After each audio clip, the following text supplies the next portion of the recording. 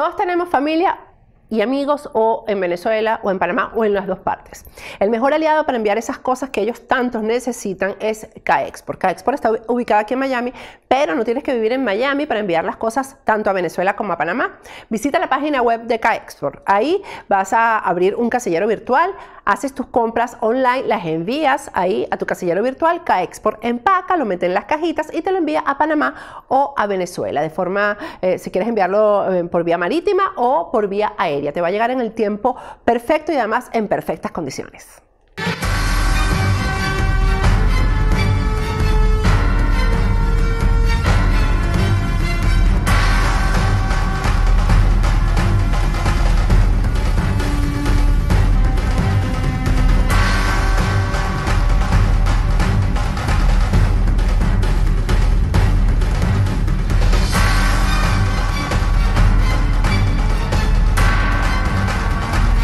Agárrate con Patricia Poleo.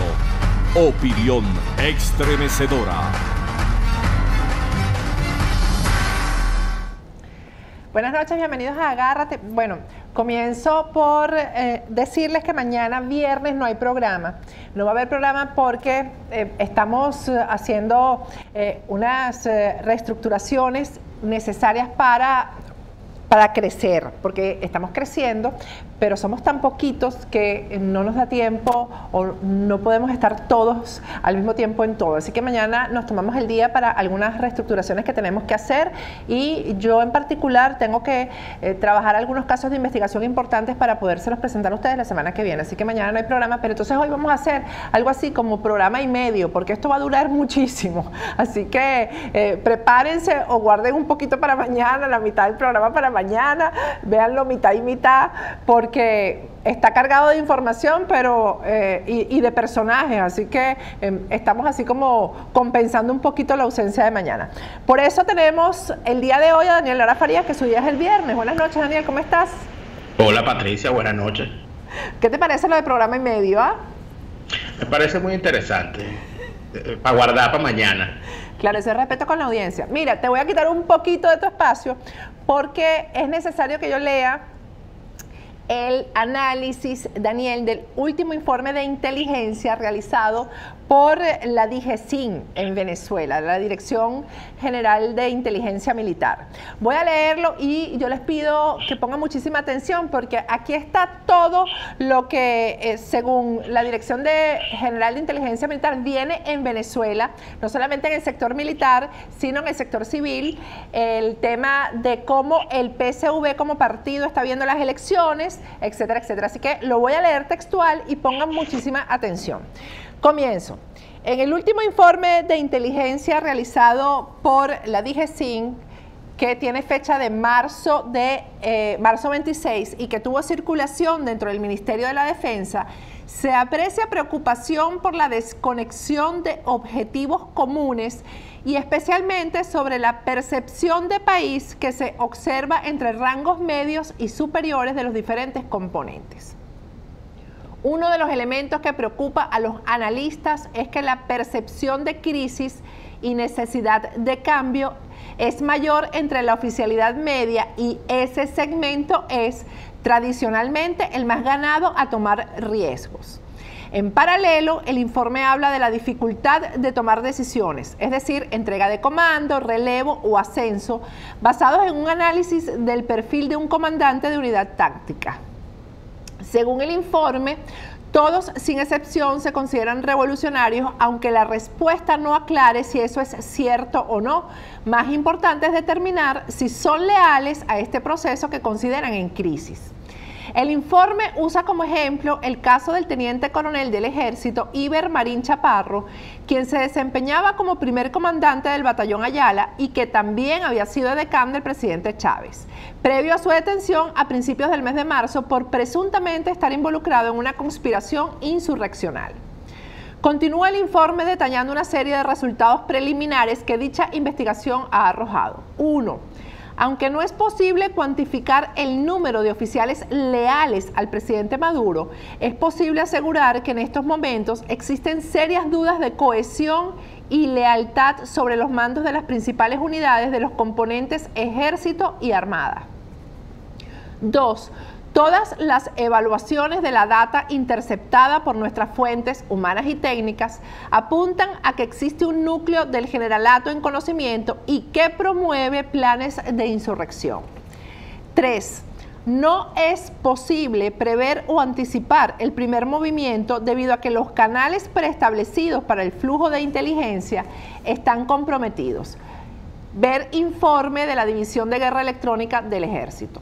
4. Una agudización de la crisis producto de la falta de cambios en el alto mando, aunado a factores como hiperinflación y escasez, hace probable un incremento sin retorno del movimiento insurreccional. 5. Los incrementos en los incidentes de deserción, insubordinación y falta de apresto dentro de los cuarteles y grandes unidades impulsa la atracción de oficiales y suboficiales a propuestas de participar en una potencial insurrección o, en el peor de los casos, colaborar facilitando información u obstruyendo su difusión oportuna. Reacciones de miembros del Partido Socialista Unido de Venezuela recogidas en este informe. En una reunión con Cilia Flores, se obtuvieron las siguientes expresiones y reacciones. La reunión con Cilia Flores fue súper dura. Nos regañó por estar asumiendo estas elecciones como un proceso electoral normal, cuando esto era una guerra declarada contra su marido, contra Chávez y contra todo el proceso revolucionario. Nos aseguró que la información que tenía, gracias a varios patriotas cooperantes, es que Falcón se retiraría antes de finalizar abril para generar un quiebre en el país y propiciar acelerar la aplicación de nuevas sanciones internacionales. Exhortó a los representantes de las bases del oeste de Caracas, los presentes en la reunión junto a 3 miembros de la Dirección Nacional del PSV, a preparar a los camaradas para la defensa de la revolución ante lo que llamó un inminente golpe de la derecha apoyado por factores leales al imperio. La primera combatiente dejó entrever que ante cualquier situación sobrevenida habrá suficiente apoyo de las milicias y grupos de tareas especiales, la fuente refiere combatientes extranjeros, para controlar las principales áreas de poder urbano. Varios de nuestros camaradas salieron muy preocupados porque no esperaban un discurso bélico de la compañera Cilia. En Caracas, de presentarse una situación sobrevenida, creemos, por cálculos de los jefes de sectores del oeste PSV, que se contaría con cálculos de los jefes, que se contaría con un máximo de 250 camaradas en armas y adiestrados para guerrilla urbana. De ellos, nosotros sabemos que hay un porcentaje minoritario de cubanos y árabes que se encuentran en células alrededor del barrio Observatorio y dentro del Palacio de Miraflores. Que la camarada, refiriéndose a Cilia Flores, dice el informe, asegure que hay combatientes extranjeros en apoyo a las milicias, suena a esfuerzos por elevar la moral en un momento de mucha preocupación dentro del partido, pero que no se pueden descartar combatientes agrupados en células. Ese es el informe de inteligencia. ¿Qué te parece, Daniel? Me parece interesantísimo, no solamente por lo que dice, sino por 2 elementos adicionales. Número 1, porque se filtra. Así es, se filtra para mis manitos. Y en segundo lugar, por la gente a la que no nombra. No hablan de Diosdado Cabello por ninguna parte en ese informe. Por ninguna parte, exactamente. Ni hablan de Padrino López por ninguna parte en ese informe. Ni hablan de los comandantes de la fuerza, de cada una de las fuerzas en ninguna parte en ese informe. Entonces ya uno puede más o menos suponer quiénes son los que tienen temores y de qué tienen temores. Fíjate, lo que nosotros conocimos como la DIM, que era la Dirección de Inteligencia Militar, sí, hoy se llama DGCIN. ¿Y por qué se llama DGCIN? Porque es la Dirección de Contrainteligencia Militar. Eso no es un cambio de nombre aleatorio. Fíjate. Los servicios de inteligencia cubanos, el régimen, el sistema policial cubano de vigilancia de la ciudadanía, aprendió muchísimo por supuesto, de la Unión Soviética, de la KGB, de los servicios secretos de la Alemania Oriental, de la Stasi, y de servicios secretos de Rumanía y de otros países de la Europa comunista. Pero si algo tiene propio el régimen cubano es un sistema de contrainteligencia. Eso es autóctono cubano. ¿Qué hacen ellos con la contrainteligencia? Número uno, se infiltran, eso fundamentalmente. Y número dos, con esas infiltraciones ponen a los elementos adversos o al enemigo a moverse en función de las necesidades del régimen. Es decir, si necesitan a una oposición alzada para que validen las posiciones de la revolución, hacen a los infiltrados moverse hacia esas posiciones. Y si los necesitan haciendo actividades pacíficas, a través de sus infiltrados los mueven a esas posiciones. Así ha sobrevivido el régimen cubano todos estos años. De hecho, se habla de, imagínate que hay una revelación que hace el autor cubano y periodista cubano Norberto Fuentes, quien estuvo dentro del círculo más estrecho del castrismo y que hoy vive en los Estados Unidos. Él revela en su libro los guerreros, dulces guerreros cubanos, que Fidel Castro logró infiltrar la operación Watergate. Es decir, dentro de esos llamados plumbers o plomeros que utilizó Nixon para meterse en los cuarteles del comando de campaña de los demócratas, había un cubano, eran varios cubanos, pero uno de esos cubanos era infiltrado de Fidel Castro. Y ahí te das cuenta del nivel de conocimiento y de infiltración que logró esta gente. Ese informe que tú tienes allí tiene todas las características efectivas de haber sido elaborado con esas técnicas. Fíjate que ellos hablan de combatientes externos o combatientes extranjeros, ¿no? Extranjeros, exactamente. Ese término combatientes extranjeros, ¿verdad? Que cualquier informe de inteligencia serio no los llamaría combatientes extranjeros, sino que los llamaría mercenarios. El informe es como muy respetuoso a la hora de usar los términos. Por lo tanto, podría suponerse que quien hizo el informe o es cubano, o está bajo el mando de los cubanos, o le tiene mucho respeto a los cubanos. Y luego tienes la forma como retratan a Cilia Flores. En pocas palabras, ella habla de Cilia Flores como una loca, cosa que no está alejado de la realidad, porque quienes hemos hecho seguimiento a la vida política de Cilia Flores sabemos que, bueno, que tiene una forma de actuar bien particular. Pero además de eso, más allá de la cuestión psiquiátrica, de verdad Cilia Flores cree, y vamos a darle la veracidad a ese informe, si de verdad Cilia Flores cree que hay unas bases populares en el oeste y unas milicias capaces de restearse con cualquier cosa en Venezuela, es que está completa y absolutamente divorciada de la realidad, porque en este momento en Venezuela nadie se restea con nada, porque Venezuela está muriéndose de hambre. Cuando tú ves las imágenes de esas milicias, cuando tú ves las imágenes de quiénes son los milicianos, de quiénes son los reservistas, la preocupación, yo cuando veo los desfiles, yo no me quiero ni imaginar cuánta gente se desmayará en esos desfiles de hambre, y cuánta gente, además de eso, cuando hablan de, bueno, de las bases en el 23 de enero, bueno, yo no sé de qué están hablando ellos, porque esas bases desde hace tiempo que no existen, no porque se haya acabado el apoyo, sino porque simple y llanamente la gente está encargada de su subsistencia personal. Fíjate, yo en estos días veía uno de los programas que hiciste con el experto Salandi sobre la cuestión corporal, y no lo había notado lo que él señalaba sobre una de las presentaciones de Nicolás Maduro rodeado de gente, y tú ves a Nicolás Maduro sonriente y ves a los que están alrededor como si están en un sitio donde no quisieran estar. Así es. Mira, fíjate, Daniel, discúlpame que te interrumpa. Yo estaba hablando con un informante del sector militar en estos días y me decía, mira, tú estás hablando, por ejemplo, de los milicianos, pero fíjate el caso de los militares, que estarían supuestamente dispuestos a combatir para defender a Maduro, etcétera. Él me estaba hablando de lo que el Seguro Horizonte, que es el seguro de la Fuerza Armada, establece, por ejemplo, para cuando un efectivo militar muere. Bueno, lo que el seguro garantiza no alcanza ni para pagar la urna. Lo que le quedaría a la viuda y a la familia no les alcanza ni para agarrar un carrito por puesto ni para un cartón de huevos. Entonces, ¿qué militar, verdad, se va a arrojar a defender a una supuesta revolución en la que tampoco cree, si en caso de que le pase algo no va a haber ni con qué enterrarlo?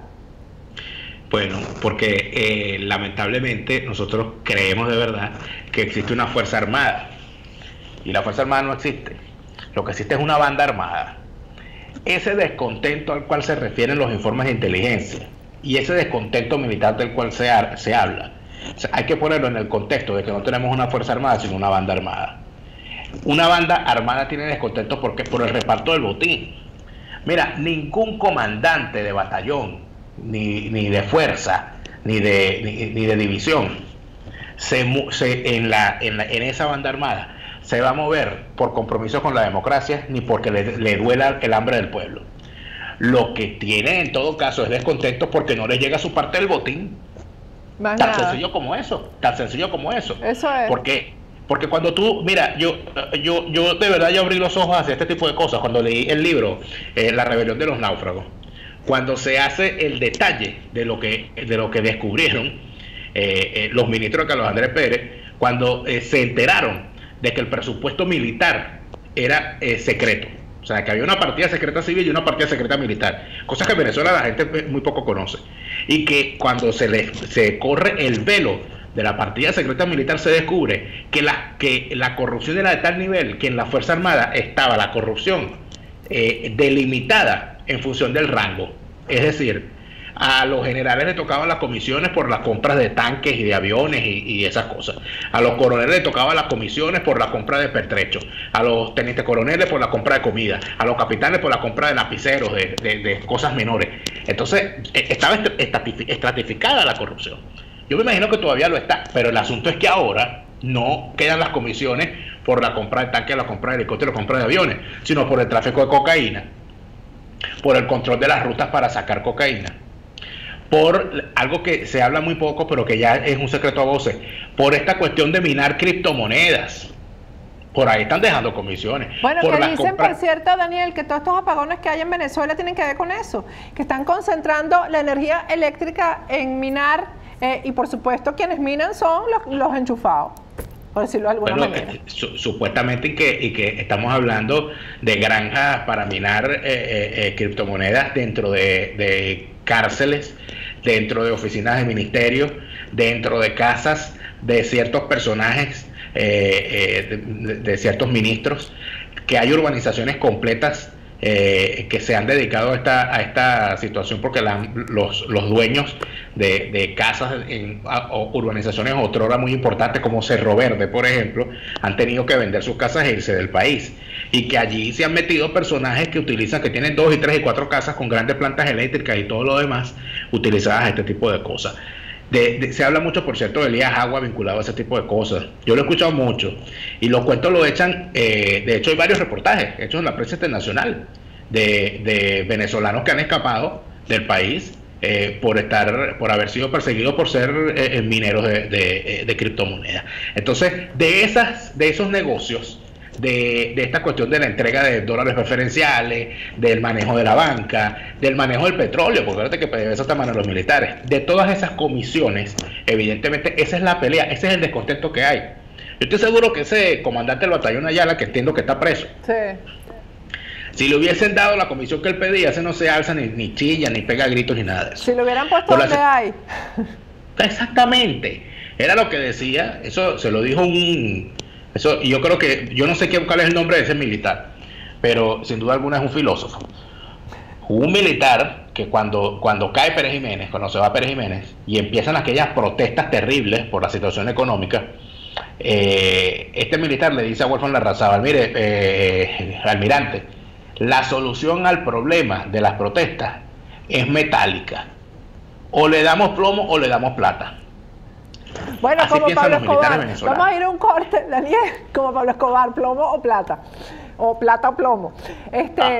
Vamos a ir a un corte, al regreso seguimos conversando. Yo quiero que tú me digas cómo estás viendo a Henry Falcón, porque yo no sé si es precisamente el gobierno que está tratando de lanzar ese rumor de que va a renunciar. Fíjate que en este informe dice que a finales de abril, ya estamos a finales de abril, y quien me dice que se va es Claudio Fermín.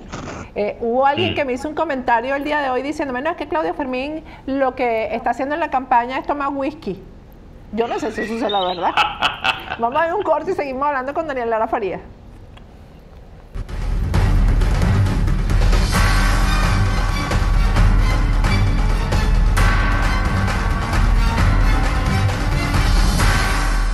El cuidado del cabello solamente se pone en manos de expertos y Calogero Tramonte es el mejor del sur de la Florida. Su página web es www.turred.com. En esa página web haces tu cita, pero además ahí están todos esos maravillosos productos que utiliza Calogero Tramonte para mantener la cabellera hermosa. Aquí en Miami tenemos el privilegio de que alguien se preocupó por hacernos esos quesos tan deliciosos que comemos en Venezuela. Los tenemos aquí gracias a La Pradera. La Pradera tiene queso telita, queso de mano, queso guayanés, el queso del fin de semana, que es un queso telita especial hecho con un secreto pues que ellos por supuesto no comparten. Ve a la sede de La Pradera viernes y sábado para que compres ese queso, pero además tienen tequeños, cachapas, todas esas cosas deliciosas que nos encantan tanto a los venezolanos.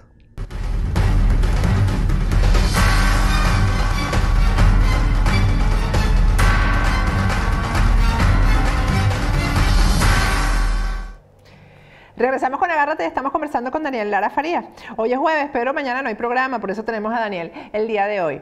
Daniel, ¿cómo estás viendo tú a Henry Falcón? Ahí me están diciendo que Claudio ya quiere como soltar ese coroto porque se cansó y que se ha dedicado a tomar whisky durante la campaña. Yo no sé si eso será cierto.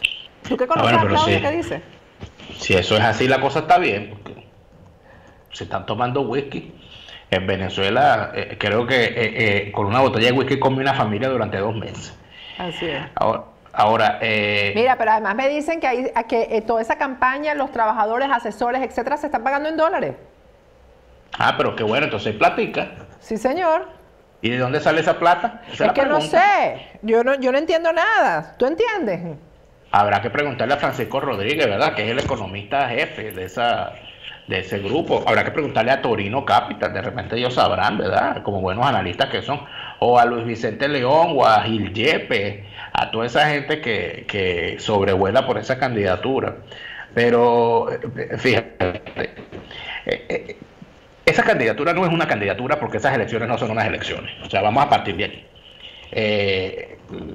Henry Falcón es un sparring, como se llama, esos boxeadores a los cuales les paga para que se monten en el ring y aguanten 2 rounds hasta que se tiran a la lona para que el campeón mantenga la corona. A quienes le pagan para que pierda, pues toma, mira, tú toma, porque la apuesta va en contra tuya y entonces necesitamos que pierda. Exacto, para que haga el papel. Ahora, el asunto es que hay varias hipótesis. La primera hipótesis, porque aquí solo podemos especular, como esta gente es tan rara.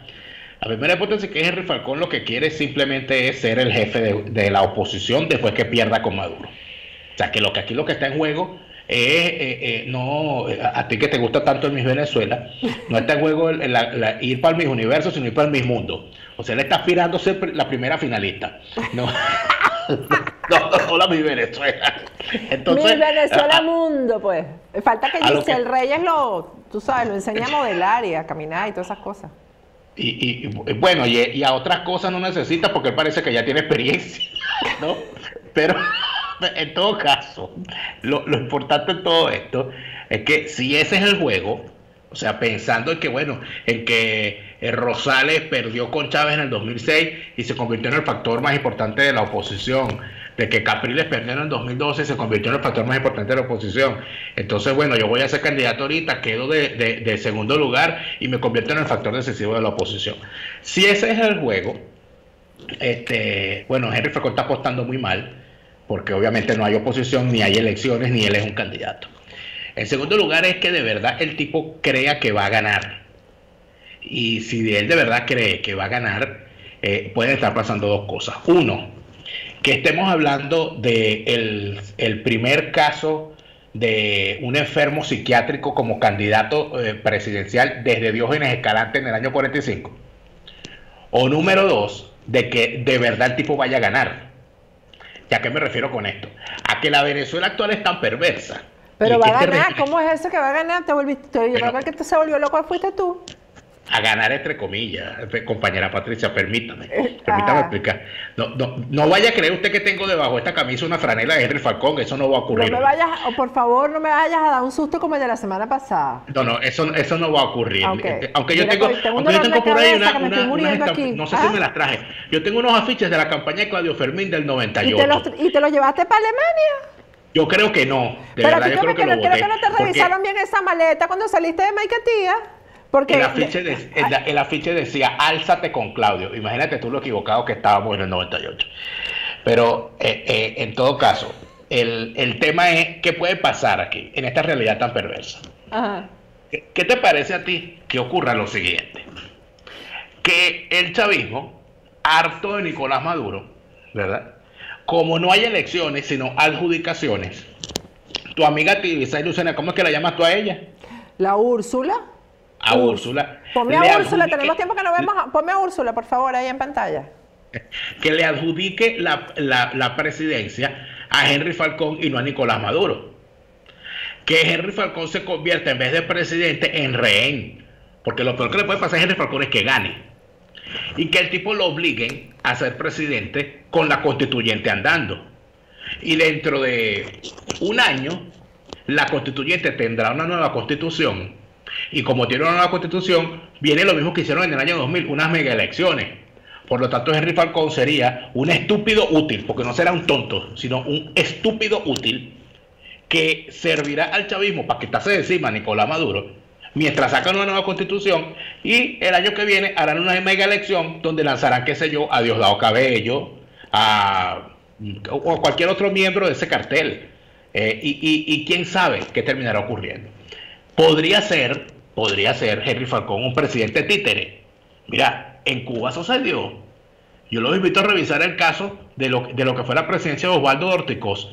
Fidel Castro no fue presidente de Cuba, sino bien entrado los años 70. Él tenía el cargo de primer ministro, porque tenían un presidente títere, que era Osvaldo Ortigoz. Entonces, nada, o sea, cuando uno revisa el pasado de Cuba, podría haber futuro de Venezuela. Pero cuando uno se imagina las cosas más perversas que puedan ocurrir. Mira, ¿quién se hubiese imaginado en el año 98, cuando uno veía a estos dos muchachos, a Nicolás Maduro y a Cilia Flores, que eran unos pobres muchachos que para llegar al Congreso se bajaban del autobús soplando la empanada y con una manta en la mano? Son unos pobres miserables de la vida. ¿Quién se hubiese imaginado en el 98 que esos dos personajes serían ahorita unos tipos capaces de salir en televisión bailando mientras los venezolanos se mueren de hambre, ejerciendo el poder como lo ejercen? Nadie se lo hubiese imaginado. Venezuela es el país de lo posible, de lo imposible, siempre en las cosas feas. Por lo tanto, no descartemos nada. Y con respecto a Claudio Fermín y sus jefaturas de campaña, yo de verdad estoy impresionado, no solamente con Claudio Fermín, al cual conozco personalmente, le tengo cariño a él y a su familia, sino por el caso de Eduardo Fernández. ¿A cuál familia? A su familia, a su hijo Daniel Fermín, que estuvo hasta no hace mucho en Primero Justicia y siempre estuvo en la acera contraria de su papá, y Henry Falcón logró el milagro de unir a Claudio Fermín y a Daniel Fermín, su hijo. Una cosa impresionante, un milagro de San Henry Falcón. Pero lo terrible es ver también a Eduardo Fernández en ese plan. Entonces uno se pregunta, oye, ¿de verdad qué les hizo la democracia a Eduardo Fernández y a Claudio Fermín para que ellos anden montados en esa candidatura, haciéndole comparsa a la desgracia del régimen de Nicolás Maduro y del chavismo en pleno? O sea, ¿cómo es posible que se atrevan a tanto, después que la democracia le dio tanto? Porque el nombre de Eduardo Fernández y el nombre de Claudio Fermín no sería nada para la historia de Venezuela si no fuese por la democracia que les permitió actuar en la política venezolana. Así le pagan a la democracia venezolana, apuñalándola por la espalda con esa candidatura de ese fantoche, de ese sparring, de ese narcocandidato, porque esa es la otra. Estas son unas narcoelecciones. Esto es un narcorégimen, por lo tanto, esos son todos unos narcocandidatos. Hoy me comentaron que yo estuvo en mi estado natal, en el estado Vargas, este señor, el pastor Bertucci. Bueno, que es otro narcocandidato. Ese va para el Miss International. Puede ser. Bueno, para alguna cosa irá, y será para una cosa mala. Pero la gran pregunta es, ¿por qué razón se ha permitido, desde los que dicen ser opositores, que no están con Falcón, por qué se ha permitido que esta candidatura ande por ahí por la calle sin que haya nadie con moral y con autoridad, o con autoridad, como le gusta decir a los politólogos, criticando lo que están haciendo? Porque es un horror. A esos pseudointelectuales que se prestaron a esa candidatura, a ese personajito que es Carlos Raúl Hernández, que pasó de aplaudir en el 98 al Farucero para que lo pusieran en las listas de senador, a aplaudir hoy a Henry Falcón para que le paguen la cena. O sea, de senador ese tipo, a mendigo escena. hay que ver que ese tipo es de lo último, porque además después pasó a ser conspirador. Y entonces habla de golpe de Estado y supuestamente apoyar a la resistencia. Y de ahí pasó a ser mudero. A estar en contra de aquello, o sea, todo bailando según lo que le vaya conviniendo para mantenerse, tú sabes, para mantenerse económicamente. Pero lo que yo no entiendo es quién invierte en este tipo de personajes que no tienen ninguna credibilidad. Ese tipo de lentes oscuros es tan nefasto que es incapaz de aparecer públicamente sin esos lentes oscuros, no mira a los ojos a la gente. El Carlos Raúl Hernández ese. Yo creo que es el hambre, Patricia. El hambre también ha atacado a cierta clase intelectual. A gente que uno respetaba en el pasado y que lo veo ya asumiendo unas posiciones que uno dice, caramba, pero ¿y esta qué le pasó? Y uno termina analizando y termina viendo que de verdad pasa una de dos cosas. O el hambre los quebró y necesitan ponerse a buen cobijo o a buen resguardo del árbol que le deje caer algún fruto para poder medio comer. O es que simplemente fueron infiltrados siempre. Porque no hay otra explicación. No, es que yo no puedo creer eso. Eso es lo que yo creo, porque yo no puedo creer que alguna vez hayan sido gente decente. ¿Entiendes? Porque una gente decente no se convierte en lo que ellos son ahora tan rápidamente o por nada del mundo. ¿Me entiendes? Bueno, pero tú no te acuerdas, Patricia, como hace unos años, muchos seguramente tú también, a mí me pasó, pensábamos que el país hubiese sido una cosa muy buena y muy distinta si Eduardo Fernández hubiese sido presidente. Bueno, eso decíamos. Eso decíamos Es y verdad, mira dónde está incluso Fernández. decíamos, coño, lo que pasa es que no tiene carisma, pero hubiera sido perfecto que la gente hubiera creído en él. Bueno, menos mal que la gente no creyó en él. Y de Claudio Fermín, ¿qué se decía? De Claudio Fermín se decía más o menos lo mismo. Bueno, que hubiese sido una cosa que renovar Acción Democrática, si lo hubiese ganado, porque era un hombre muy educado, muy formado y tal. ¿Y para qué sirvió esa formación? Ahí la tienen, al servicio de Henry Falcón. Yo realmente, yo a veces digo, bueno, ¿qué pasó en Venezuela? Porque realmente es falta de principios para empezar, Daniel. O sea, ¿qué fue lo que falló ahí? ¿Falló la casa o fallaron los partidos políticos que no formaron a su gente? O sea, yo realmente no sé qué fue lo que falló ahí. Falta de pantalones hay ahí incluso, ¿viste? Yo creo que falló la sociedad en pleno, porque cuando tú revisas que no hay un reclamo, yo lo revisaba hoy y lo conversaba hoy con Neomar en mi programa de radio, porque fíjate que en todos los países los políticos son detestados, eso es normal, pero en las sociedades que de verdad creen en la democracia, cuando el sistema bipartidista empieza a dar señales de que se está pudriendo, la sociedad empuja a la clase política para que surjan propuestas distintas. Está ocurriendo ahorita en España, por ejemplo, con el caso del grupo Ciudadanos. Bueno, ¿qué más? Lo que está ocurriendo en Francia. ¿Qué es Macron? Macron no es otra cosa que la respuesta de la sociedad francesa que empujó a la clase política. Pasó en Perú, lo que pasa es que, bueno, escogieron a Kuczynski, que ocurrió lo que ocurrió, pero pasó en Perú también. Claro, y pasa en Francia, está pasando en la Gran Bretaña, está pasando aquí en Alemania con el auge de los liberales, pero no pasa en Venezuela con Primera Justicia. Eso lo extrañamos en Venezuela, eso no ocurrió en Venezuela porque la sociedad venezolana se dedicó a defender a los políticos, porque hay que dejarlos trabajar. Tú te criticas, tú todo lo ves mal, y aquí lo tenemos, mira la desgracia. Y a insultarlo a uno. También.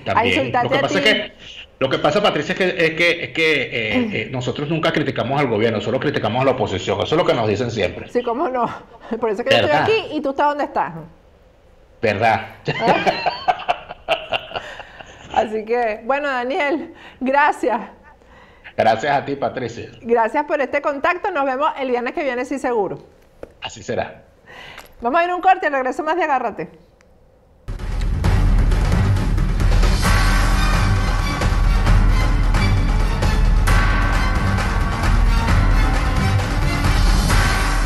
Aquí en este país hay que estar asegurado, porque eso, además de que es ley, te protege de unos gastos imprevistos. Nosotros recomendamos Opportunity Insurance para que te asesore en todos los seguros, pero además yo te recomiendo que cuando te comuniques con ellos, le preguntes por ese seguro tan especial que ellos tienen para cubrirte en caso de que por un accidente, por alguna eventualidad, no puedas seguir trabajando. Ellos te van a pagar tu sueldo, ese seguro te va a pagar y te va a cubrir tu mensualidad. Comunícate ya con Opportunity Insurance para que ellos te asesoren en en todo lo que tiene que ver con seguros. Muy pronto la ciudad de El Doral va a contar con el primer edificio boutique de la zona. El Doral definitivamente es una zona estratégica, está a apenas minutos del aeropuerto. Se trata de Elite Centre at Doral, un edificio de locales comerciales y de oficinas como no hay ninguno en la zona. Tiene sótano de estacionamiento para visitantes y además es un edificio totalmente inteligente. Los precios que tiene ahora Elite Centre at Doral son de preventa, así que aprovecha porque entonces eso significa también una inversión muy rentable. Acércate a Elite Centre at Doral para que veas que no te estoy mintiendo.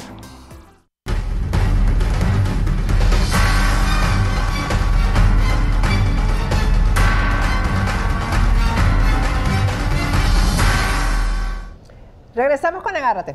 Bueno, estamos ya acercándonos al 20 de mayo, día de las elecciones presidenciales en Venezuela. La gente quiere votar o no quiere votar, porque hay un cuento ahí con que la gente está matándose por salir a votar, que todo el mundo está desesperado por esa participación democrática, entre comillas. Bueno, quizás la encuestadora más seria que ha habido durante todos estos procesos en Venezuela es Mega Análisis, porque Mega Análisis no se anda con cuentos, no anda diciendo mentiras y no dice las cosas que algunos quieren escuchar. Por eso siempre los tenemos aquí, ya son parte de Factores de Poder prácticamente, y ya está vía Skype con nosotros Rubén Chirino Leañez, vicepresidente de Mega Análisis. Cuéntame, Rubén, cómo están las cosas, la gente quiere salir a votar, no quiere salir, cómo está Henry Falcón, todas esas cosas que queremos saber, pero con trabajos de campo reales como los que ustedes hacen. Perfecto, Patricia, buenas noches, un placer de estar nuevamente en tu programa y bueno, vamos de una al tema de lo que me preguntas, ¿qué piensa el venezolano?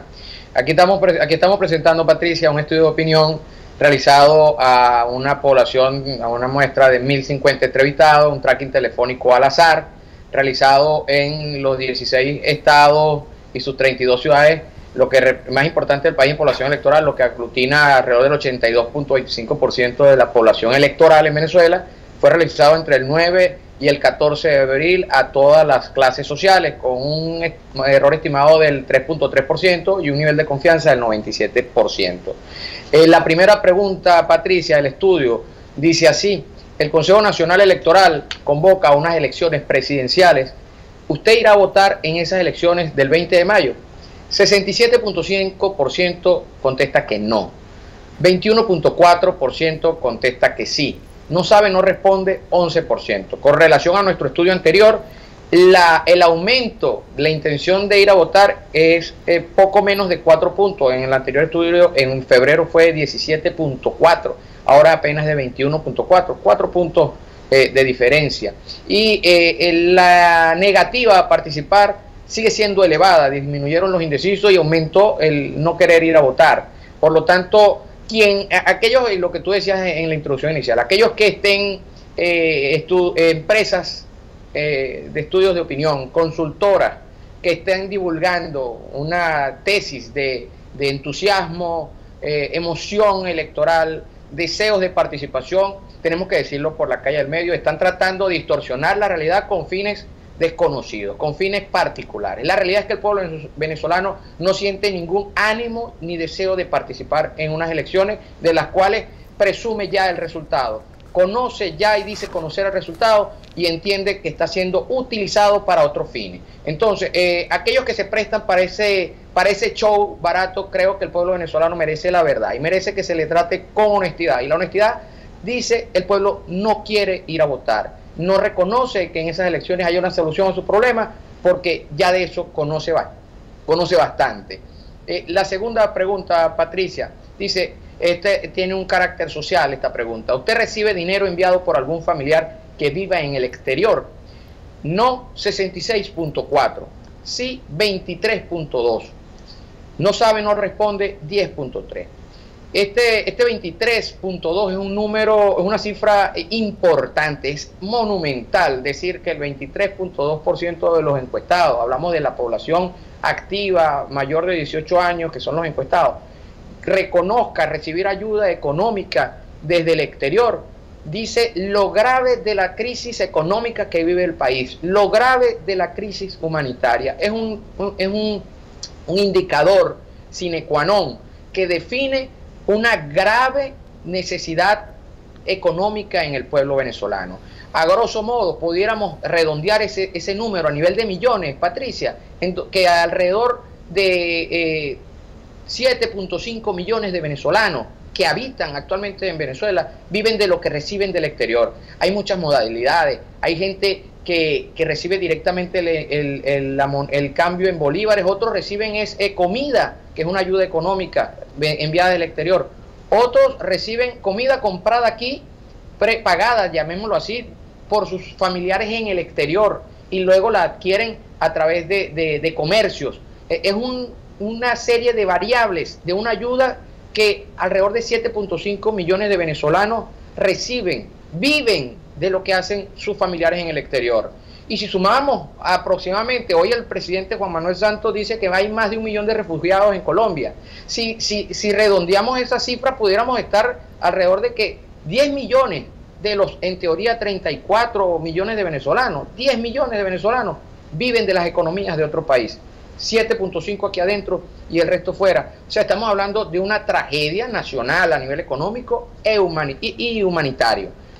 La tercera pregunta, Patricia, dice así: varios países del mundo han anunciado que no reconocerán los resultados de las próximas elecciones presidenciales en Venezuela. ¿Usted como ciudadano respetará y reconocerá como legítimos los resultados que anuncia el CNE el próximo 20 de mayo? He aquí una respuesta que claramente identifica el por qué la gente no tiene ánimos de votar. No lo va a reconocer, 63.5%, no lo reconoce. Está en la misma onda del mundo, de los que viven fuera, de los demás países. Lo reconocen 20.4%, dice sí reconocer esos resultados.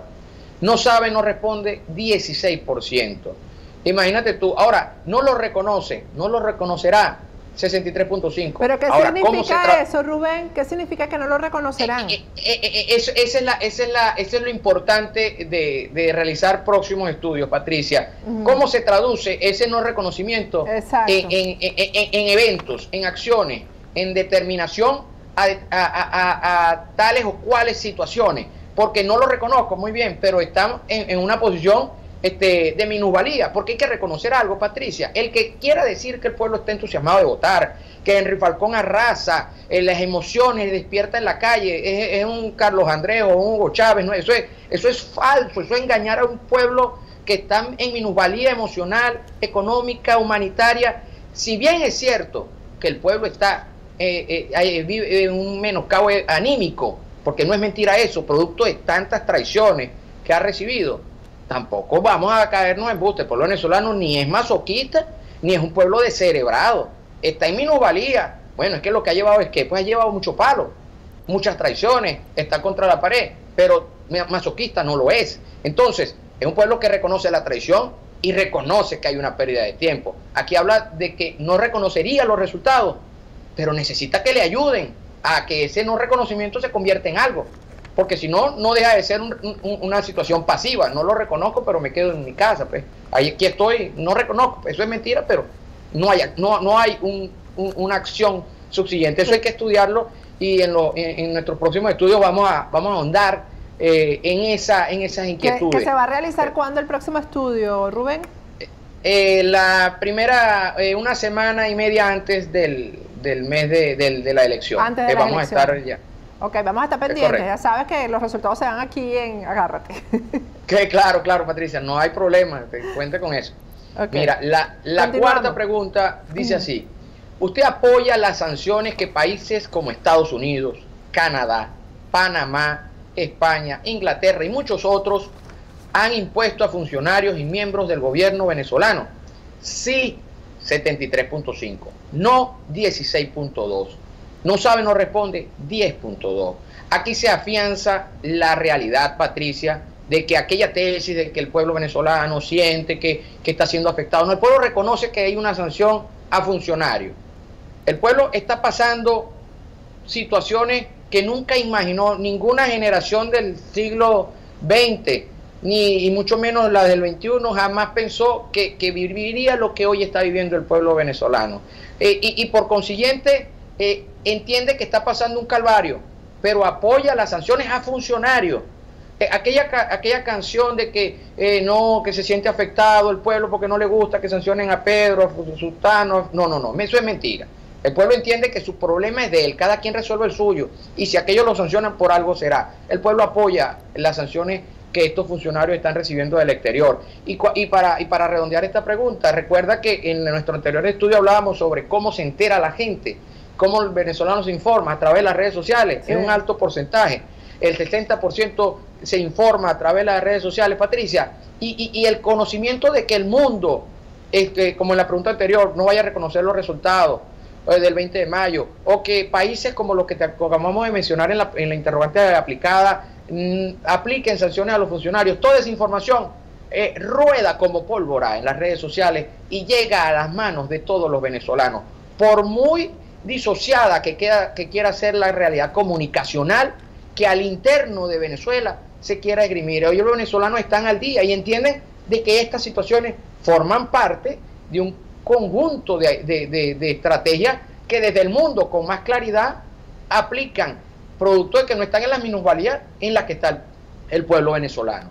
Así es, bueno, han sido una bendición, en este caso las redes sociales. Vamos a ir a un corte, Rubén, y al regreso continuamos con el resto del trabajo que Meganálisis ha hecho sobre la realidad de lo que está ocurriendo en Venezuela. Ya regresamos.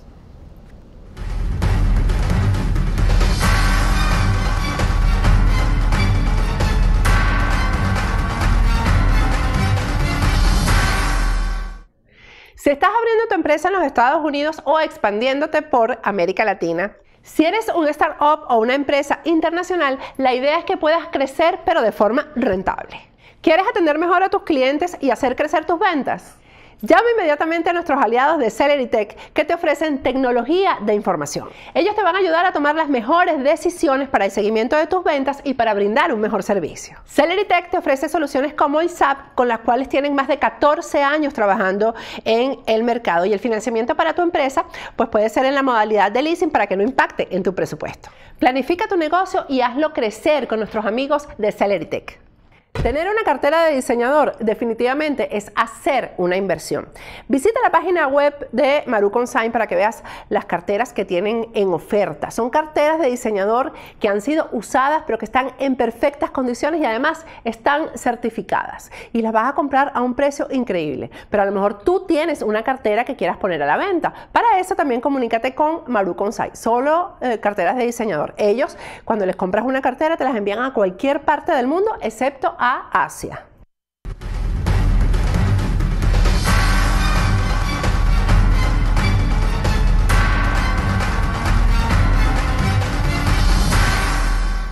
Regresamos con Agárrate. Bueno, estamos conversando con Rubén Chirino Leañez, él es vicepresidente de Meganálisis. Mientras estamos conversando, Maduro acaba de anunciar, Rubén, el restablecimiento de las relaciones con Panamá.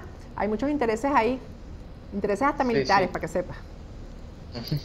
Bueno, la noticia, todos los días tenemos información nueva, Patricia, y claro, también está, creo que una importante cantidad de venezolanos que viajan constantemente, el mismo Panamá, o sea, lo que es la parte aérea, o sea, era absurdo tener bloqueado a Panamá y las líneas aéreas panameñas, que fue una acción emitida aquí en Venezuela. Bueno, continuamos con el trabajo, el último trabajo de campo que ustedes hicieron. Cuéntame, Rubén. Vamos con la siguiente pregunta, Patricia. Dice así: los magistrados del TCJ, designados por la actual Asamblea Nacional, están en el exilio. Se constituyeron y se hacen llamar TCJ legítimo. ¿Usted está de acuerdo con las iniciativas y sentencias que produzcan esos magistrados? Respondieron sí 58.3%, no 17.4%, no sabe, no responde 24.2%. El TCJ en el exilio no se conecta aún del todo. Debemos entender que la capacidad de informar de temas jurídicos no es de lo más fácil de digerir por el común de los venezolanos. No obstante, este 58.3 es muy importante. Es un número que sobrepasa evidentemente una mayoría contra un 17.4 que no. Aún existe un 24 que no sabe, no responde. Pues esa dualidad de existencia, ese concepto de legalidad por un lado, de legitimidad por otro, diferenciar y entender en qué zaperoco estamos metidos los venezolanos, no es fácil, pero no obstante el número es importante, el apoyo que reciben estos grupos de magistrados, este Tribunal Supremo Legítimo, que se hace llamar así, más aún cuando esta pregunta se hizo en el marco del anuncio del antejuicio de mérito a Nicolás Maduro. Entonces, en ese contexto, evidentemente vemos cómo rápidamente se prende el venezolano de a pie ante cualquier iniciativa que vaya abanderada de la posibilidad de hacer justicia en un país en donde la justicia se perdió y el pueblo se siente abandonado en gran medida. Luego, sobre esa misma pregunta se le consulta a los venezolanos. ¿Usted considera que el juicio y decisión que el TCJ en el exilio, será acatado y aplicado por las actuales instituciones en el país? 80.6 dice que no, 4.5 que sí, 14.8 no sabe, no responde. Aquí vemos sin discusión alguna que el pueblo, como te decía hace un rato, puede estar menoscabado en sus reservas anímicas, emocionales, puede sentirse en una gran medida impotente, decepcionado, pero no es ni descerebrado ni es masoquista, y entiende una realidad, que los políticos, aún a esta hora del juego, en este octavo inning, en la parte baja, no quieren o le dan o le buscan la vuelta para no entender esa realidad que el pueblo entiende. El pueblo dice que aquí no lo van a acatar, que esas decisiones aquí no se van a acatar, por lo que entiende que tiene que haber una firmeza desde fuera para que se pudieran ejecutar. Pero el pueblo venezolano parte de esta realidad. Seguidamente, Patricia, la siguiente pregunta gira y versa sobre lo que debería hacer el liderazgo. ¿Qué espera usted que haga el liderazgo político de la oposición en Venezuela con relación a las elecciones presidenciales del 20 de mayo? ¿Que acepten los resultados de las elecciones y dialoguen con Maduro? ¿Que no acepten las elecciones y aún así dialoguen con Maduro? ¿O que no acepten las elecciones y enfrenten a Maduro hasta que salga del poder? Que no acepten los resultados de las elecciones y busquen salir de Maduro, el 71.5%. Que acepten los resultados y dialoguen con Maduro, 15.4%. Que no acepten los resultados y dialoguen con Maduro, 8.7%. No sabe, no responde, 4.3%. Aquí vemos rápidamente... Rechazo Patricia, al diálogo, pero de ninguna manera la gente quiere el diálogo ya. No, el diálogo quedó hecho añicos. Es que lo agarraron, Patricia, como si fuese el acetaminofén para todo. O sea, sí, todo se podía resolver con diálogo. Y las situaciones más inverosímiles pasaban por el diálogo. Entonces, el diálogo se agotó de una manera tal que no tiene sentido en la perspectiva del venezolano. Pues fue usado como instrumento de engaño. Y de tantas veces que si nos ponemos a enumerarla, se nos iría el tiempo, y el venezolano lo reconoce, entonces no quiere saber nada de diálogo. Y aquí vemos una fotografía rápidamente de cuáles grupos están aquí, los que dicen aceptar los resultados y dialogar con Maduro, 15.4%. Ahí vemos lo que es el voto pesuvista, ¿ok? Se refleja prácticamente allí. Los que no acepten los resultados y que dialoguen con Maduro, prácticamente buscando que son los de la tesis de que se pospongan las elecciones, que hayan condiciones, que aún pareciera que el animal va al matadero y siguen buscándole la vuelta. 8.7, hablemos claro, ese es el sector muy acérrimo que defiende las tesis de diálogo y de seguir buscándole una quinta pata al gato desde el punto de vista electoral, que el mundo ya sabe que no existe, y pareciera que este grupo pequeño aún insiste, sabiendo que tiene una mayoría en contra, que es ese 71.5, que dice no, que no acepten los resultados y que se enfoquen en buscar salir de Nicolás Maduro. No sabe, no responde, 4.3%. La siguiente pregunta, para aquellas encuestadoras o para aquellas personas que insisten en tratar de manipular a un pueblo venezolano, eso es chocante, Patricia, esa intentona, manipular una realidad contra un pueblo que la sufre día a día y la padece en carne propia. ¿Usted considera que Henry Falcón es un verdadero candidato de oposición o simplemente es un candidato colaborador solo para que Maduro siga en Miraflores? 65.4 considera que es un colaborador de Maduro. Un candidato de oposición, 16.8. No sabe, no responde, 17.7. El venezolano, Patricia, un gran número de venezolanos. Ahí conversaba temprano, hoy en día se le llama la reedición de películas, remake, así como Jumanji, nuevamente la película de los 90, sí. Hay otra vez Jumanji. Bueno.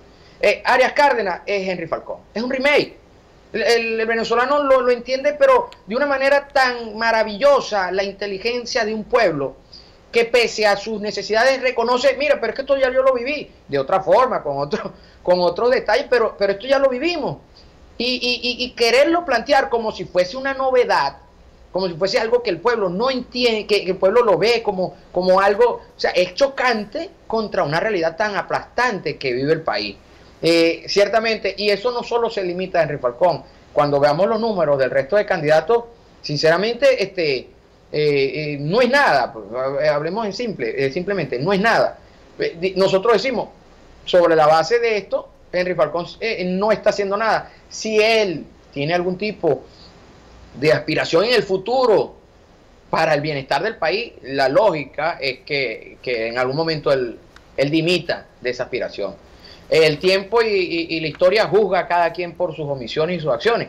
Esperemos a ver en qué termina todo esto en cuanto a su candidatura, pero evidentemente a menos de un mes de un evento presidencial con tamaño desánimo, evidentemente Henry Falcón no va jamás a despertar confianza. En la anterior encuesta lo tuvimos como el opositor que menos confianza inspira. O sea que el pueblo venezolano está muy claro e insiste un grupo en manejar, distorsionar la realidad con fines muy particulares y muy egoístas para con todo un país. La última pregunta, Patricia, se refiere a, siendo estos los candidatos presidenciales de la República en las elecciones anunciadas por el CNE, ¿por cuál de ellos votaría usted? Nicolás Maduro, 15.3%. Hablamos voto duro PSUV. Ese voto duro del PSUV brinca, salta, se mueve para donde ellos quieren. Ese 15, esos 14. Pero digamos que eso es lo que le queda, ¿no? El 15%. Sí. Porque hay encuestas que hablan del 25, del 30, o sea, es el 15 y punto, ¿no, Rubén? Eso es así, Patricia, es 15 y punto. El que diga 20, el que dice 25. Tenemos en estos momentos históricos, hay que decir las cosas como son. Exactamente. Distorsionan la realidad con un fin particular, dándole la espalda a un pueblo. Nosotros tenemos un eslogan: la verdad científicamente comprobada en campo, es una verdad estadísticamente corroborada. Ahora, que luego no me gusta, no me parece, porque es que, bueno, no sabes manejar la verdad, o no te conviene la verdad, bueno, entonces tú le estás dando la espalda al pueblo, a un país que necesita partir de la verdad. Es como decirle a un enfermo, lamentablemente, que padezca una enfermedad terminal: no, tú lo que tienes es un resfriado. Entonces, ¿cómo esa persona va a poder acometer su situación? ¿Cómo este país acomete su realidad partiendo de supuestos que no son ciertos? Y a eso se dedican algunas consultoras y algunos operadores que lamentablemente en estas horas dramáticas que hay en el país no se le puede seguir escurriendo el bulto. Es una ficción. El PSUV son esos 15.3 puntos, a veces oscilan. Ahí hay el margen del error de las encuestas, de nuestra encuesta, de 3.3%. En algunos estudios nos da 13 puntos, en otros momentos evidentemente puede haber mayor entusiasmo, 12.5, pero 15 puntos, 14 puntos, ahí lo tenemos. Nicolás Maduro, 15.3%. Henry Falcón, 6.2%. Que diga que Henry Falcón tiene 30 y pico, bueno, lamentablemente quiere distorsionar una realidad de un pueblo que está clara de cómo es. Javier Bertucci, 0.9%. Hay gente que dice que toma fotos de una reunión o de una actividad en una calle y la presenta como que, mira, Patricia, todo lo que tenga que ver con un acto no es confiable en campañas electorales. Ningún acto público, una reunión, una concentración, hay intereses, hay logísticas, hay transporte, eso no es medida. Un estudio de opinión es un termómetro cuando están hechos con honestidad y cuando están hechos con el objeto de descubrir la verdad. Y la verdad es que Bertucci, 0.9%, Visconti, 0.2%, Reinaldo Quijada, 0.07%, Luis Ratti, 0.05%. La historia nos dice que este tipo de candidatos, evidentemente, si a Henry Falcón se le ve como un colaborador, en la mayoría, aunque la pregunta fue dirigida hacia él, el mismo sentir gira sobre los demás, es una deducción lógica. Y estos candidatos, en la medida en que se dan los eventos electorales, esos 0.9, esos 0.2, 0.07 se hacen aún más pequeños, se convierten en mesa de votación en un voto de 400, o sea, eso se hace agua el día de la elección. Por ninguno, 65.7%, por ninguno. No sabe, no responde, 11.4%. Evidentemente, 15% versus 6%, gana Nicolás Maduro. Ahora bien, el candidato por ninguno es el que gana. Claro, correcto, es cierto, el candidato ninguno. Gana, es verdad. Es ninguno, es 65%. Pero entre ellos dos, evidentemente, Nicolás Maduro. Ahora bien, Patricia, nosotros queremos ser muy objetivos en esto que vamos a decir. Sí. Los resultados de las encuestas se validan con la realidad. La realidad que viven hoy los venezolanos está en la calle, está recogida en esta información, en estos estudios como el que próximo vamos a realizar y como los que ya hemos realizado. Pero llegados los momentos electorales viene lo que es el cotejar con el ente oficial. No contamos en Venezuela, el mundo lo reconoce así, el planeta entero lo ve así, no contamos con la posibilidad de validar la realidad que se avecina. Por esto esto es un momento sui generis, es un momento único en nuestra historia, en donde una gran cortina, un gran telón de mentiras debe ser de alguna u otra forma desmontado, porque la realidad aquí recogida, estamos convencidos con la participación, ya estamos claros y lo hemos visto en otras ocasiones, que llegado el momento otros factores privan a la hora de la ejecución de la elección. Muy probablemente no concordemos con la información del ente comicial, pero esta es la realidad del pueblo venezolano. Hace falta que la realidad sea reconocida por alguien que es confiable, por alguien que es reconocido, por alguien que es bien visto por los testigos o por los observadores, y en este evento particular todo eso no existe. Por lo tanto, la posibilidad de validar los resultados con los resultados, nuestros resultados con los resultados del CNE, estamos convencidos de que está lejana. No obstante, no podemos dejar de decir que esta es la verdad científicamente probada. El pueblo venezolano no quiere votar. El pueblo venezolano no quiere ir a esas elecciones del 20 de mayo. Bueno, creo que en el próximo trabajo de campo que ustedes van a hacer, vamos a ver qué es lo que quiere el venezolano en lugar de ir a votar y cómo quiere la salida. Es correcto, Patricia. Estamos esperando aquí, de verdad, ese trabajo de campo antes de las elecciones. Gracias, Rubén. No, gracias a ti, Patricia, que estés bien. Saludos. Vamos a ir a un corte y regresa más de Agárrate.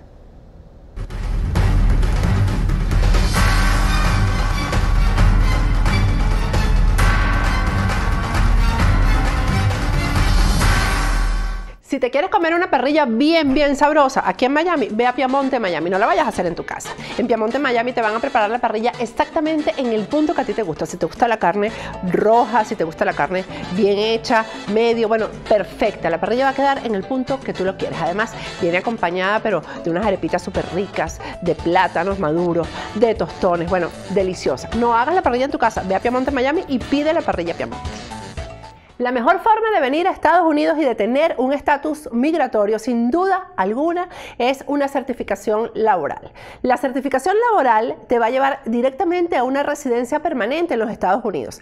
Te va a beneficiar a ti o al que la solicita y a todo su grupo familiar. El mejor, sin duda alguna, en certificaciones laborales es Raúl Sebasco.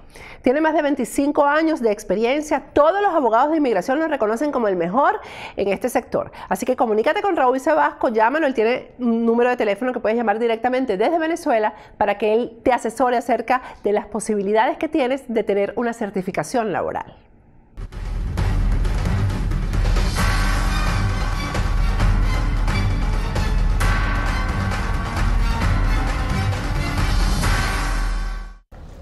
Regresamos con Agárrate. Bueno, yo voy a compartir ahora con ustedes la historia de una madre venezolana, también de un padre, pero la verdad es que las madres somos las que nunca nos rendimos con casos extremos, por así sea lo más extremo en cuanto a salud que tengan o a alguna condición que tengan nuestros hijos, las madres nunca nos rendimos. Conmigo está Adriana Cisneros. Ella es una madre venezolana. Le estaba diciendo, paradójicamente, una de las mujeres más ricas de Venezuela es Adriana Cisneros, hija de Gustavo Cisneros, pero no es ella. Ella es una mujer venezolana muy humilde. Tiene unos hijos gemelos de 7 años, o morochos de 7 años, hembra y varón. Y el varón tiene una condición de autismo, pero muy, muy severa. Es así, Adriana. Es así. Yo te voy a pedir que describas exactamente qué es lo que vives día a día, que describas realmente la situación de tu hijo, porque yo estaba leyendo la historia y a veces no se pueden creer que estas cosas pasen. Es así. Y que le pasen a gente gente que no tiene recursos como Adriana y su esposo. Cuéntame exactamente cuál es la situación de tu hijo, de Henry. Bueno, primero que todo, gracias por haberme recibido, por permitir tener este canal para poder contar tantas cosas, ¿ok? Efectivamente, como tú lo dijiste, somos de Venezuela, específicamente de Valencia. Tenemos 2 morochos preciosos, Adriana y Henry, ¿ok? Acaban de cumplir 7 años ahorita y sí, es cierto, mi hijo varón Henry tiene una condición de autismo. Pero, ¿qué nos ha pasado con Henry? Lastimosamente, porque es la realidad, lastimosamente el autismo de Henry es extremadamente atípico. ¿Atípico en qué sentido?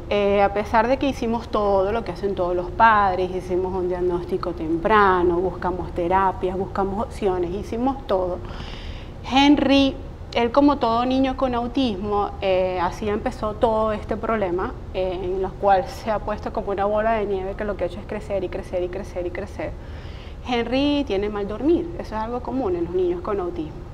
Y de verdad que el diagnóstico de Henry fue sumamente temprano, porque obviamente cuando tú tienes 2 hijos que crecen a la par, a pesar de que cada hijo es distinto, obviamente a ti te es inevitable comparar. Comparar, claro. Exacto, cuando tú dices, bueno, pero ¿qué pasa? O sea, aquí ya deberíamos estar haciendo ciertas cosas y no. ¿Ok? Lo cierto es que en Venezuela empezamos una batalla bien dura, porque Henry empezó a manifestar un insomnio crónico. Él cada día dormía menos, dormía menos, dormía menos, dormía menos, y obviamente se empezó a medicar por esa razón. ¿Qué pasa? Henry, él tiene algo muy particular, que él hace el efecto paradójico de las medicinas. O sea, es algo extremadamente atípico y no es con una, es increíble, lo ha hecho con todas. En Venezuela vimos a más de 9 neurólogos, 5 psiquiatras. Ya hemos probado con más de 16 tipos de fármacos y nada nos ha funcionado. Esto ha sido que mientras más se ha medicado Henry, su condición se ha complicado más. Hubo un momento en que todo estaba tan complicado que ningún doctor se atrevió a ver al cuadro al desnudo, porque Henry con su corta edad ha desarrollado como que todas las complicaciones de la condición están en este momento en él. Henry es no verbal, él no habla. Henry es un niño long function, o sea, de foco funcionamiento. Yo le hago todo, Henry ni siquiera come solo. ¿Ok? Y que hay 2 cosas que han limitado mucho a Henry. Esta complicación farmacológica, que hemos intentado darle muchas cosas para que pueda dormir, porque ¿cómo está una persona cuando está 2 o 3 días sin dormir? Es demasiado, y obviamente para un niño es demasiado. ¿Ustedes cómo hacen? O sea, ¿ustedes pasan los mismos días sin dormir, tú y tu esposo? Mira, yo creo que cuando tú eres un papá con un niño especial, creas demasiadas cosas, o sea, te vuelves especial también. O sea, creas una resistencia tanto emocional como física, fuerte, ¿ok? Obviamente es claro, sí. De hecho, eso es una de las cosas que siempre a mí, como mamá, me ha frustrado tanto, porque, te soy honesta, yo jamás he dejado de buscar ayuda para Henry. A pesar de que siempre se ha complicado todo, todos los médicos, me acuerdo que la última psiquiatra que vi en Venezuela me dijo, mamá, pero yo le voy a decir algo, resígnese de verdad, porque... ¿Y qué significa resígnense? Eso es lo que yo le Imagínate dije. tú. Entonces cuando ella me dijo, yo le dije, resígnese. Henry acaba de cumplir 5 años. Y yo le dije, Le voy a hacer una pregunta, ¿usted tiene hijos? Y a mi hijo sí. Si usted tuviera un hijo con una condición, ¿usted se resignara? No. Pero es que además, ¿qué significa en este caso? Entonces le dije, entonces no le diga a una mamá que se resígnese. Claro, porque ella me decía, pero ¿qué vamos a probar si Henry ya ha probado de todo? Henry, todo el que sea venezolano me va a entender, Henry ha probado con Ribotril, con Tafil, con todo tipo de fármacos, él los ha probado y nada ha funcionado. ¿Qué ha pasado? En cada vez que Henry hace una reacción adversa, él desarrolla unas crisis bien complejas, bien complicadas. Y obviamente por eso es que la condición se ha tornado tan complicada. Ha desarrollado en él una hiperactividad extrema que no te voy a ser honesta, Henry no se sienta ni 2 minutos. O sea, él está todo el tiempo activo. Todo el día, todo el día. ¿Y qué pasa? Que como esa hiperactividad es tan extrema, obviamente eso no lo deja dormir. No lo deja dormir. Por eso es que han intentado medicarlo tanto para controlar la hiperactividad y para controlar el insomnio. Pero nada de esto se ha podido controlar. ¿Qué otra cosa ha pasado con mi campeón? Porque yo le digo que a mi hijo, él es un campeón. O sea, de verdad, eso es lo más precioso de mamá. Y yo por eso nunca me voy a rendir, nunca, porque yo no me voy a resignar a que mi hijo, él pase todas sus noches en vela, que pase su vida de esa manera. Porque Henry, hay 2 tipos de niños con autismo. Obviamente tú cuando entras en esta condición aprendes muchísimo, prácticamente te vuelves casi que un terapeuta. Aprendes a manejar todo lo que son las conductas, aprendes a instruirte, a pesar de que cada niño es diferente, porque esta condición es extremadamente compleja. De hecho, ahorita el porcentaje es extremadamente alto, ahorita 1 de cada 68 niños tiene autismo. O sea, de hecho hay doctores que dicen que es como una epidemia. Hay madres que tienen 2 y 3 hijos autistas. Bueno, yo conocí una que tuvo trillizos y los 3 le salieron con autismo. Entonces, ¿qué pasa? Cada niño es diferente, pero en ellos hay algo en común, que es la desintegración sensorial. La desintegración sensorial es la capacidad que tenemos las personas para percibir las cosas. Por lo menos te doy un ejemplo, tú estás hablando conmigo, pero estás hablando conmigo y si hay alguien hablando de fondo también lo puedes escuchar, puedes sentir si está haciendo frío, si está haciendo calor, si tienes sed también lo puedes sentir muchas cosas, pero tú tienes la capacidad de poder manejar todo eso y atender tus necesidades a la vez. Un niño con autismo no. Un niño con autismo tiene todos los sentidos totalmente exacerbados. Y generalmente hay 2 tipos de niños, los que son sensibles, que son esos niños con autismo que tú sueles ver, que son los que usan los audífonos, los que pasan todo el día pegados en una tabla y no se salen de ahí, los que montan y apilan muchas cosas y las ponen en línea, los que no les puedes poner cierto tipo de ropa porque les molesta, que no. Henry no es así. Henry obviamente entra un pequeño porcentaje que son los niños sensorialmente de impacto profundo.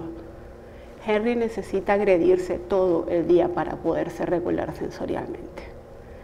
O sea, él se autoagrede todo el día, estando feliz, estando contento.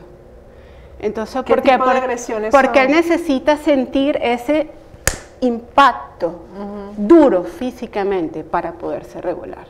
Por lo menos Henry, él brinca de manera rítmica sobre sus rodillas, con muchísima fuerza, así tal cual. Cuando la gente me pregunta, ¿como una rana?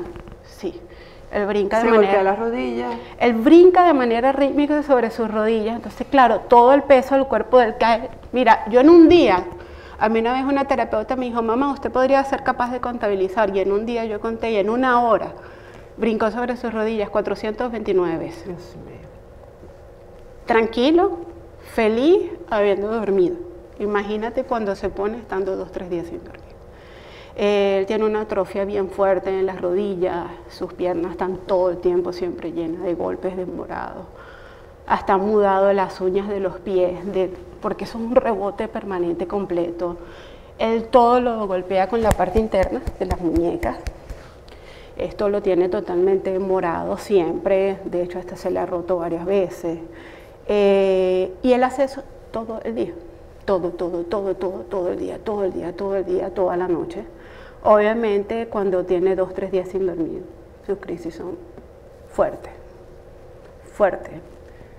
Sí, en vez de estar agotado está más hiperactivo. Más hiperactivo porque yo pienso que él busca como la manera de poderse cansar para poder dormir, pero es que no puede porque de hecho es algo, nosotros de verdad tenemos una situación económica muy difícil, creo que demasiado dura para decirla en un programa de televisión, pero nosotros los 4 vivimos en un sitio extremadamente pequeño y obviamente yo estoy todo el tiempo al lado de Henry y paso toda la noche mirándolo porque yo sé que el fijo se levanta todo el tiempo a las 12, 1 de la mañana y de ahí pasa activo todo el día y toda la noche.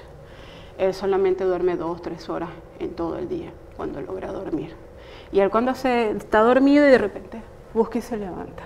Y está dormido y de repente busca y se levanta. O sea, él mentalmente no tiene descanso. Obviamente cuando pasa mucho tiempo sin dormir, entra en un cuadro de crisis muy severo y de verdad se autoagrede de manera fuerte. Ahora, me dice que has conseguido un médico aquí en Estados Unidos que finalmente quiere atenderlo. Wow, eso ha sido, yo digo como la luz al final del túnel. Yo digo que... ¿Aquí en Miami está el médico? Sí, aquí en Miami, específicamente en Miami Beach. Yo digo que una de las cosas que las madres nunca podemos perder la fe. Así es. Jamás. Y yo de verdad con tantas personas que me han escuchado la historia de Henry, me dice, mamá, pero ¿cómo hace? Lo que tú me dijiste, yo le dije, mira, yo solamente te voy a decir varias cosas. Una, y de hecho si una mamá con autismo me está escuchando, un familiar, el que sea, le podría decir, una, hacerte un diagnóstico, más no un pronóstico. Nunca subestime a su hijo, nunca. No hable como si él no estuviese, nunca. Y nunca acepte un no como respuesta. Yo cada vez que iba, y me acuerdo, estuvimos hace como un mes en el hospital con una crisis súper severa que tuvo porque hizo una reacción adversa a una medicina que le intentó poner una neuróloga que tuvimos. Aquí en Estados Unidos ya lo han visto 5 neurólogos y lo han visto 5 psiquiatras. 3 psiquiatras lo han visto ya.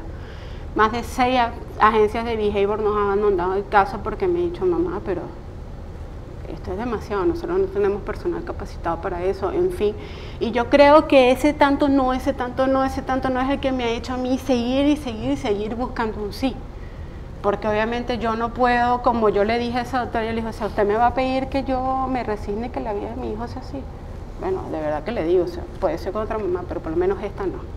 Así de sencillo. ¿Y este médico sí te ha dado Este doctor finalmente lo conocimos y de verdad el doctor es un psiquiatra que él trata a niños con autismo atípico, así como Henry. De verdad que el doctor apenas supo el caso de Henry, se fascinó con el caso de él. Obviamente él dijo, esto es un reto, o sea, el caso de Henry es un reto. Porque obviamente mejorar la calidad de vida, porque eso es lo que yo digo, o sea, yo no estoy buscando una pastilla mágica que elimine el autismo, ojalá lo viera, pero obviamente no, yo lo que estoy buscando es mejorar la calidad de vida de mi hijo. Yo le dije, por lo menos me acuerdo de una enfermera que conocimos una vez en un hospital, que me dio mucha rabia, nosotros acabamos de llegar de Venezuela y estaban todas ellas hablando en inglés, y entonces ella le dice, pero es que tú no ves la cara de esa mamá lo que quiere es dormir. Por eso es que ella está buscando desesperada darle algo a ese niño para dormir. Entonces yo me volteé y le dije, mire, ¿sabe qué? Yo no quiero eso. Yo lo que quiero es que mi hijo duerma como duerme usted, como duerme cualquier persona. Claro. Como duermen sus hijos. Eso es lo único que yo quiero. Aparte que si los niños no duermen no crecen. Yo me imagino que es más pequeño que la hermana, ¿verdad? Que aunque ahorita son muy contemporáneos, son bastante contemporáneos. Lo cierto es que este doctor de verdad se ha interesado muchísimo en el caso de él. Pero el tratamiento es muy costoso. Demasiado. De verdad, extremadamente costoso. Primero porque hay que hacerle muchísimos estudios a Henry, él quiere hacerle muchísimos estudios porque obviamente todo este descontrol tiene que tener una raíz, ¿ok? Eso es lo que hay que conseguir, ¿de dónde viene eso? Obviamente, y además de que el doctor desea realizar muchas desintoxicaciones, Henry tiene Henry él sufre mucho de los riñones, porque obviamente por la gran cantidad de medicinas que toma, todo eso lo ha afectado mucho. Estos médicos, todo este tipo de fármacos siempre le dan un efecto secundario físico, ¿ok? Entonces el doctor quiere hacer muchos análisis, muchos estudios, obviamente quiere probar con muchas cosas nuevas, pero son cosas extremadamente costosas y de verdad nosotros no tenemos los recursos. Bueno, esta gente maravillosa de Hilos de Fe está apoyando a esta familia venezolana y hay una cuenta, ahí tienen ustedes por cada crucecita de esa que se compra, ahí las tienes, vamos a mostrarlas aquí en pantalla. ¿Cuánto cuestan esas cruces? $10. $10 cada una de esas cruces, que además son hermosísimas. Bueno, con la compra de esas cruces puedes ayudar, pero además tienes una cuenta de GoFundMe. Sí, nosotros tenemos... No sé si me imagino que producción va a poner en la descripción del video, de este video que ustedes están viendo, me imagino que van a poner el link para que ustedes puedan colaborar. Yo estoy segura que cualquiera que vea esta entrevista, mira, lo que sea que ustedes pongan, $10 que ponga cada uno, cada persona que vea esta entrevista, que somos tantos, por favor, colaboren con esta familia venezolana. Esta gente de Hilo de Fe además que hace un trabajo tan bonito. ¿Ah? Mira, yo de verdad tengo que hacer un pequeño paréntesis en eso. Yo cuando llegué aquí, obviamente mi esposo se vino primero, después me vine yo con los niños, y obviamente empezamos como muchos, o sea, de cero, con un inicio difícil, como han hecho millones de venezolanos aquí. Y yo me acuerdo que yo llegando me suscribí a un grupo de WhatsApp, de esos de miles de ayudas que publican todo. Y obviamente yo le dije, no, yo tengo un niño con una discapacidad y publiqué la historia de Henry. Inmediatamente conseguí de verdad una señora fantástica que me acuerdo que me llevó un mercado para los niños, me llevó unos juguetes para Henry, mis hijos no tenían ningún juguete. Yo vine aquí con 2 maletas, la de los niños y la mía, o sea, nada. Y me acuerdo que ella me dijo, te voy a pasar el número de una señora, que ella te va a ayudar mucho. Y me acuerdo clarito cuando yo recibí ese número. Y me acuerdo que decía Alicia Ventana de los Cielos. Obviamente es Alicia Fanetti. Alicia, yo estuve un año hablando con ella sin conocerla, o sea, era una cosa que nosotras casi que todos los días hablábamos por teléfono. Ella todos los días sabía de Henry, todos los días me preguntamos, ella era casi que mi soporte espiritual cuando yo estaba porque no creas, como toda familia tenemos nuestros días difíciles, tenemos nuestros días buenos, obviamente, cónchale, a veces tienes que respirar varias veces, contar no solamente hasta 10, contar hasta 50 y pedirle a Dios que te ilumine, que te dé fuerzas, que te dé fe. Y ella, te lo digo que fue un soporte para mí, de hecho, por ella yo estoy aquí. Ella jamás me ha dejado de apoyar, jamás me ha dejado de ayudar. Ella ama a mis hijos. Nos conocimos hace poco cuando le presenté a otro niño con discapacidad venezolano que llegó aquí, que se llama Baker, que de verdad... Pero Baker parece que le negaron la visa ahora, la renovación de la visa, o sea, en ese caso es bien terrible. Sí, de verdad que la familia de Baker ha pasado por bastantes cosas. Entonces yo los conecté con Alicia y de verdad que Alicia me ha enseñado a mí tantas cosas y uno es esto, que esto no es solamente un hilo, no, es eso, transmitir fe. Es fe, así es. Es transmitir fe. Y de verdad que eso es una de las cosas a las que yo apuesto. Es una de las cosas a las que yo apuesto, que la fe mueve montaña. Que la fe mueve montaña y que nada es imposible para el que tiene fe. Bueno, así que vamos a ayudar a Henry con estos hilos de fe y con la campaña de GoFundMe que tiene la familia de Henry Carrasco. Y bueno, su mamá Adriana se merece todo el apoyo que le podamos dar. Esta señora, esta mamá venezolana, esta es una mamá venezolana. Tú eres una mamá venezolana. Gracias. Y créeme que todo esto va a salir bien. Y el año que viene, a lo mejor vas a venir a este programa con Henry. Y ya Henry va a tener su problema de sueño controlado. Ya Henry va a estar bien y eso es lo que tú tienes que decretar. Lo que vamos todos a decretar después de ver este programa. En el nombre de Dios. Amén. Con Dios por delante siempre.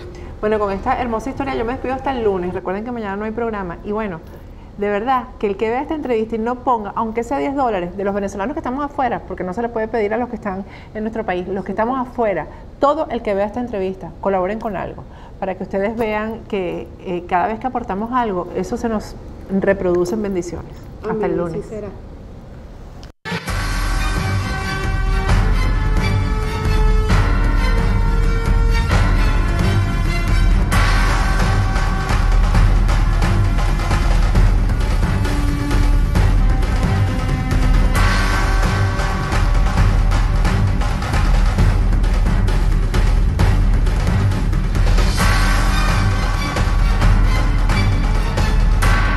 Agárrate con Patricia Poleo.